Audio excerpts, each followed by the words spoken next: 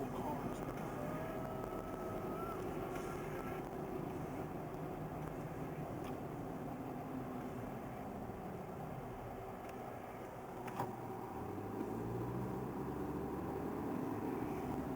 Alright, this is East Tennessee Survivalist, East TN Survivalist, that is. And we're right now in the town of Oliver Springs, on our way to Big South Fork. As you can tell, it's kind of a rustic town. It used to be really popular back in the turn of the 20th century. They were famous for their springs, and it was actually one of the richest towns in Tennessee. But then the springs dried up, and now all that's left are rednecks. But anyways, we're on our way out. I'm gonna check back in with you when we're getting closer, and hope you enjoy Big South Fork. We're going to navigate some of these narrow, winding mountain roads, just so you guys can get a feel of what it's like.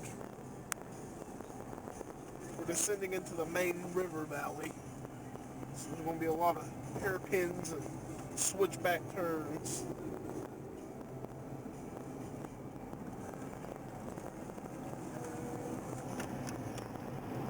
Oh, that's a big one.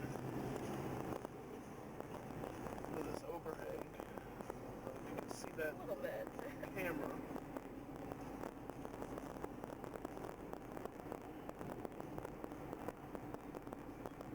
And some guy mowing.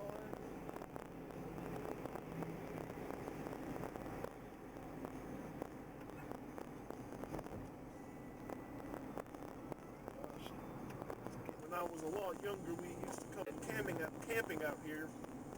I don't know how my mom and dad managed to drive the trailer down this hill. With the addition of a dog vomiting on them. Yeah.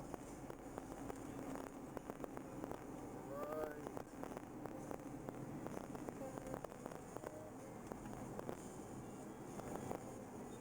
This is Leatherwood Ford. Don't know if you're going to be able to see it. And this is the Big South Fork River. The main attraction for people coming out here. If you can see it. Yeah, kind of. The rails annoy a bit.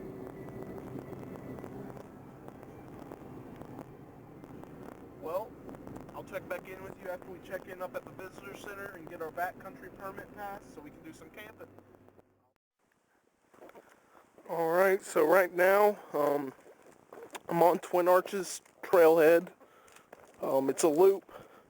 It's about a 5-mile loop. We're taking 2 days, and we're going to check off some trails that are offshoots. And we're going to set up a base camp. And as you can see, there is an element of a challenge here, especially this behemoth of a staircase. Let me go first. Be my guest. One of them's loose. You'll know about it. Your bag's almost dragging the stairs, I know, Selena. I can feel it. Boy, oh boy, is this steep. Careful, the second to last one's like half broken off.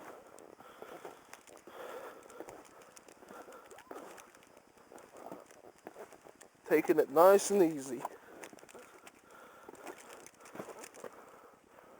And I don't know if you can get that in focus, but that is a huge little rock overhang. Let's see if I can get a little closer. I would say let's make camp right here, Selena.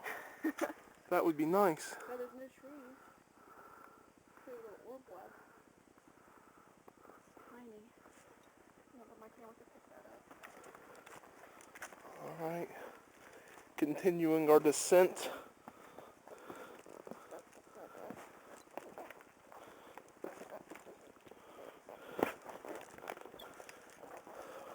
I guess. Oh, this is a big one. I guess I will be talking to you guys when we're getting closer to the camp, or I find something interesting. More steps.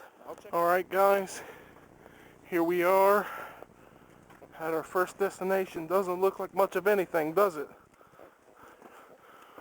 Oh, but what's this? A giant rock arch. I wonder what this is called. How did that get there? This is Twin Arches. There's actually two of these ginormous arches.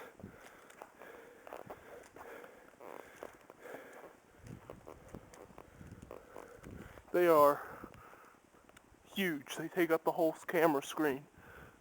At least 100 feet up. Yeah, 170 something feet for the big one. All in all, it's pretty nice up here. That last little bit took the breath out of me. Might sit down and have a snack and then try and make our way on down that trail over there to Jake's place, which is 2 miles. Alright guys, we've been walking for at least 3.5 miles, probably even more than that, and pretty exhausted. There's been a lot of elevation change. We should be coming up to our spot where we're planning on camping for the night, and looky what we have here. A beautiful, peaceful, serene, tranquil, whatever else you want to call it, stream, which I am going to take advantage of to fill my canteen. So guys, we made it to our camping destination. It is 4 o'clock. It was a pretty hard hike, I'm not gonna lie. There was some scrambling over boulders at one part. A bunch of uphill, downhill, uphill, downhill. This is Jake's place. It's beautiful. It's just a nice little meadow tucked away in all the forest. I'll give you a tour. Looks like there's a trail going down there. My sister's exploring. You can see the fairly beaten trail right through the middle of Jake's place. Let us diverge. There's a stream. That stream in my last video, we actually sat there and relaxed for a while. We thought we had further to go till Jake's place. But lo and behold, it's only a few short minutes away.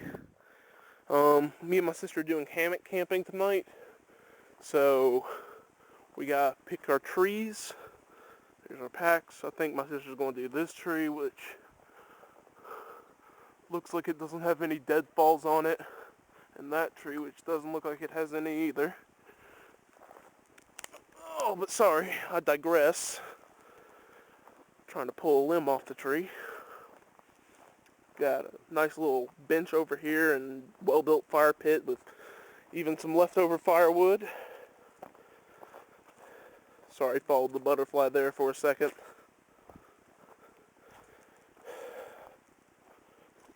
Look at that beauty. Look at him.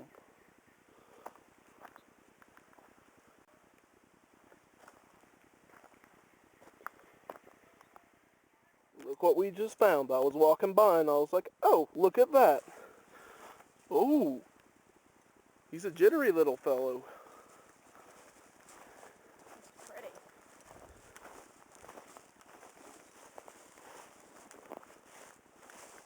He's making a run for his home. We'll let him slink away. Alright guys, sorry if this video's a little postponed. We had a lot of work to do when we got in and set up camp last night, and wasn't able to get any more footage. It's about 10 o'clock. We've been up for a couple of hours now. We've already broken camp, as you can see. Everything's packed up except for my nifty, trusty little hammock, which you can't really tell because I'm shaking this camera around so much.